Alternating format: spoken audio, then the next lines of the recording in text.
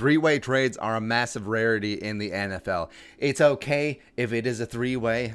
That's right. But in honor of the NBA trade deadline, I have actually a humdinger, right, of a three-way trade that would actually improve three franchises. And also we get to bring back the Trade Machine 3000. It has seen better days as the kid has gotten to all the toys and bells and whistles.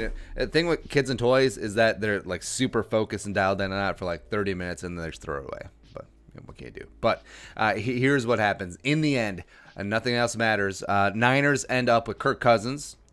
By the way, if they had Kirk Cousins last year, they would have won the Super Bowl. But argument for another day. The Patriots reconnect, run it back with Jimmy Garoppolo, and the Vikings end up with the number 23 overall pick and sign Tom Brady in free agency. That's right. And since we premiere these videos like a day in advance, I know I'm going to get a ton of comments like, well, how can the Vikings trade for Tom Brady because he's a free agent and he can't be franchised? Watch the video. Let's get into it. Yeah, let's get nuts. Let's go. So starting with the Vikings, maybe it's clear that Spielman and company, that re-signing Kirky would be untenable. Maybe he's asking for too much. Maybe he has no intention of signing here. Maybe he's wants to hit free agency what he can get, and as well as maybe he just walks to San Francisco next offseason anyway, and the Vikings get nothing besides a compensatory pick.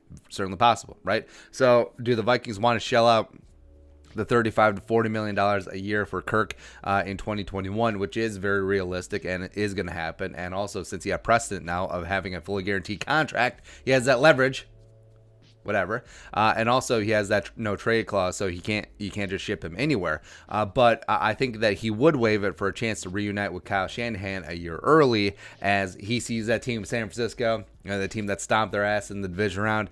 I could win the Super Bowl with them. All in. And when Kirk is remember when Kirk was a free agent in 2018, the Niners wanted him, except they traded a second-round pick to New England for Jimmy G in 2017. John Lynch thought, hey, this is a great idea. Hasn't quite worked out so far. Yeah. Patriots, Belichick loves Jimmy Garoppolo. He really does. That's why he spent a second-round pick on him in 2014, even with peak Tom Brady. It's like Tom Brady before 28-3 comeback. You still draft Jimmy Garoppolo in the second round, even though Tom Brady needs some weapons. I mean, look on the outside. Look at his receivers this year.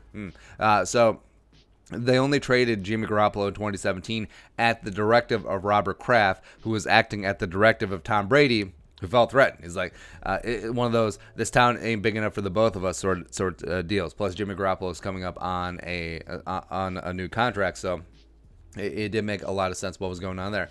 And so the Pats gave Jimmy away relatively cheaply to the Niners for a second-round pick. Also, here's the thing. Belichick, he won't say it, but we know. He's an egomaniac. You know for a fact that he wants to win a Super Bowl without Tom Brady so that he gets all the credit for the dynasty. Right now, it's neck and neck. Oh, Brady. Oh, Belichick. Oh, magical marriage. Oh, no. Belichick rips one off of Jimmy G or a couple of them. All of a sudden, Belichick, he's the man. Niners, Shanahan loves Kirk Cousins. Kyle Shanahan was one of the driving forces why they drafted him in 2012 in the fourth round after moving heaven and earth for RG3 at number 2 overall.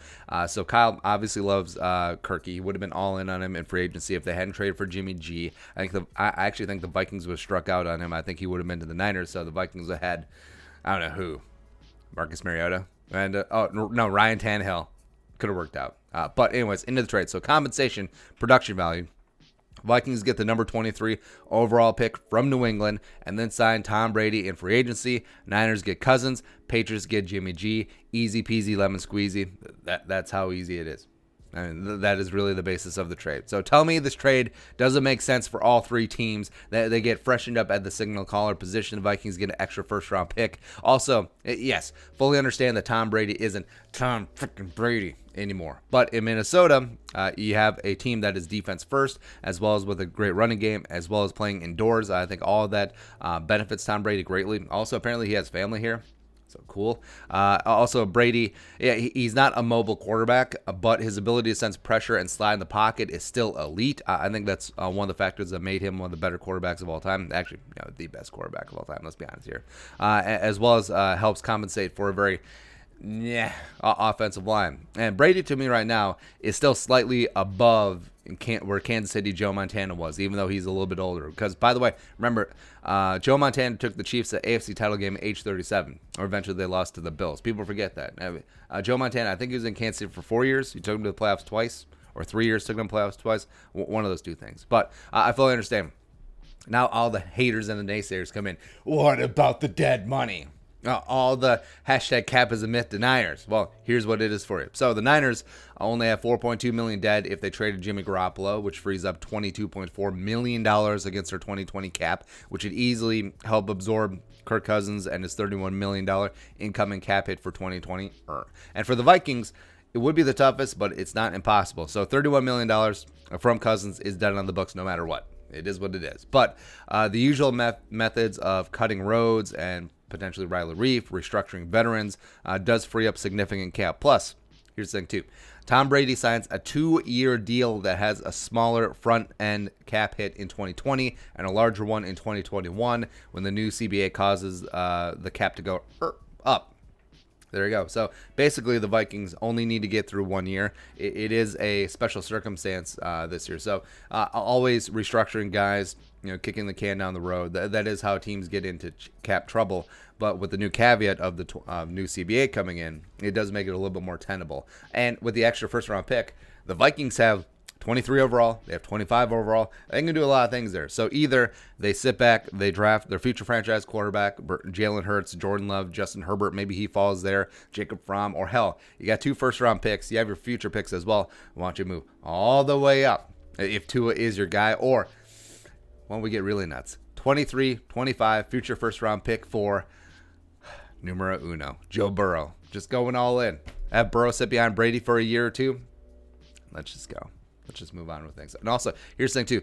Even if Brady retires and the Vikings still have that large cap hit on their 2021 cap, with the CBA going up, you still have your starting quarterback on his rookie deal. So it actually is more palatable just for 1 year. But we're getting ahead of ourselves.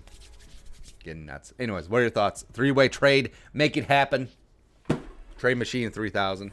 Let us know in the comment section below. Also, subscribe for daily Vikings takes. You want to support the work, below something the Venmo. Plus, give us a follow on social media as well. But until next time, Skull Production.